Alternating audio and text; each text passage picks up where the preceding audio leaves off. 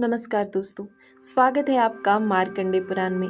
आज हम देखेंगे भौत्य मनवंतर की कथा तथा 14 मनवंतरों के श्रवण का फल। तो आइए दोस्तों शुरू करते हैं।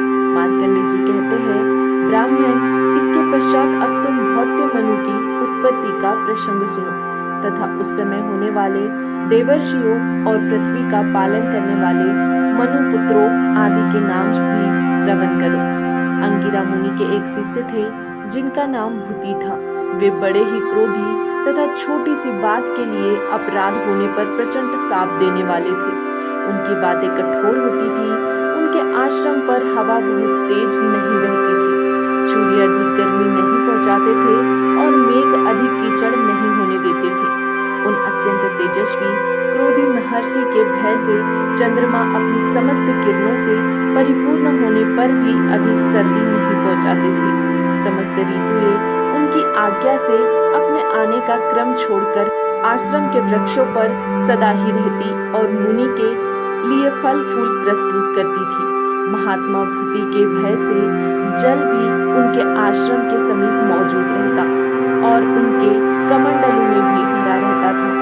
भूति मुनि के एक भाई थे जो सुवर्चा के नाम से विख्यात थे। उन्होंने यज्ञ में भूति को निमंत्रित किया। वहां जाने की इच्छा से भूति ने अपने परम बुद्धिमान, शांत, जितेंद्रिय, विनीत, गुरु के कार्य में सदा संलग्न रहने वाले सदाचारी और उदार शिष्य मुनिवर शांति से कहा, वत्स, मैं अपने भाई सुवर्चा के यज्ञ में जाऊंगा। उन्होंने मुझे बुलाया है। तुम्हें यही आश्रम पर रहना है। यहाँ तुम्हारे लिए जो कर्तव्य है सुनो। मेरे आश्रम पर तुम्हें प्रतिदिन अग्नि को प्रज्वलित रखना होगा और सदा ऐसा प्रयत्न करना होगा जिससे अग्नि बूझने न पाए।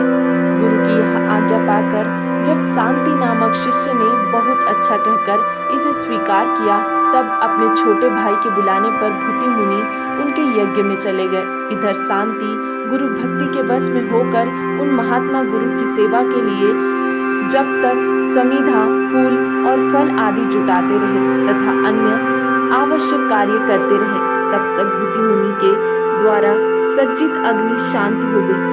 अग्नि को शांत हुआ देख शांति को बड़ा दुख हुआ और वे भूति के भय से बहुत चिंतित हुए। उन्होंने सोचा, यदि इस अग्नि के स्थान में मैं दूसरी अग्नि स्थापित करूं तो सब कुछ प्रत्यक्ष देखने वाले मेरे गुरु अवश्य ही मुझे भस्म कर डालेंगे।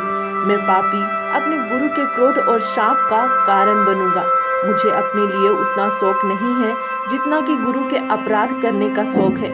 अग्नि शांत हुए देख गुरुदेव मुझे निश्चय ही शाप दे देंगे।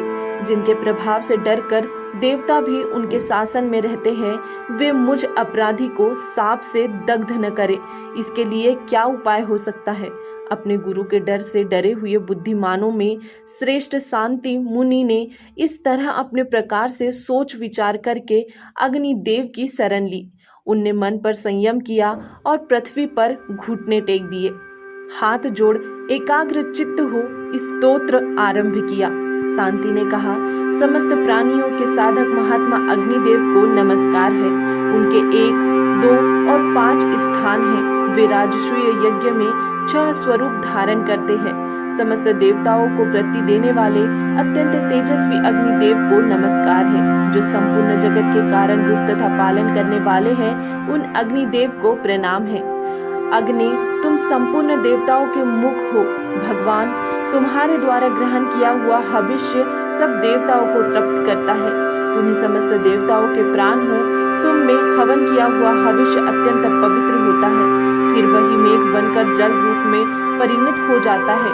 फिर उस जल से सब प्रकार के अन्न आदि उत्पन्न होते हैं। अनिल सार थे।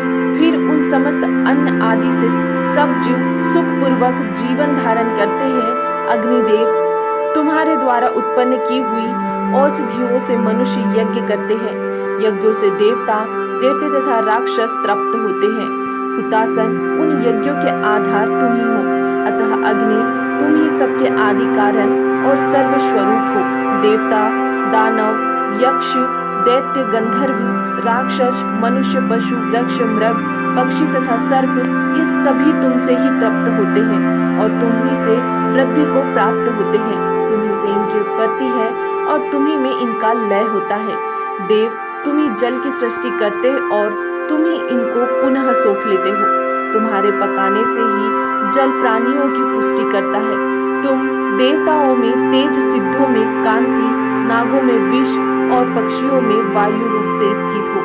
मनुष्यों में क्रोध, पक्षी और मृग आदि में मोह, वृक्षों में स्थिरता, पृथ्वी में कठोरता, जल में द्रव्यता तथा वायु में जल रूप से तुम्हारी स्थिति है। अग्नि व्यापक होने के कारण तुम आकाश में आत्मा रूप से स्थित हो।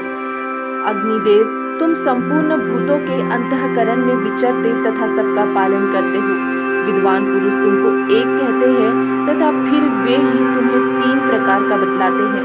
तुम्हें 8 रूपों में कल्पित करके ऋषियों ने आदि यज्ञ का अनुष्ठान किया था। महर्षिगण इस विश्व को तुम्हारी सृष्टि बतलाते हैं।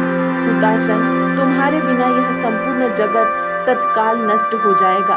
ब्राह्मण हव्य, कव्य आदि के द्वारा स्वाहा और स्वधा का उच्चारण करते हुए तुम्हारी पूजा करके अपने कर्मों के अनुसार विहित उत्तम गति को प्राप्त होते हैं। देव पूजित अग्निदेव, प्राणियों के परिणाम, आत्मा और वीर्य स्वरूप तुम्हारी ज्वालाएं तुमसे ही निकलकर सब भूतों का दाह करती है। परम कांतिमान अग्निदेव, संसार की यह सृष्टि तुमने ही की है। तुम्हारा ही यह यज्ञ, वैदिक कर्म सर्वभूत में जगत है। पीले नेत्रों वाले अग्निदेव, तुम्हें नमस्कार है। हुताशन, तुम्हें नमस्कार है। पावक, आज तुम्हें नमस्कार है।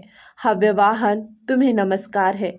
तुम ही खोए पिए हुए पदार्थों को पचाने के कारण विश्व के पालन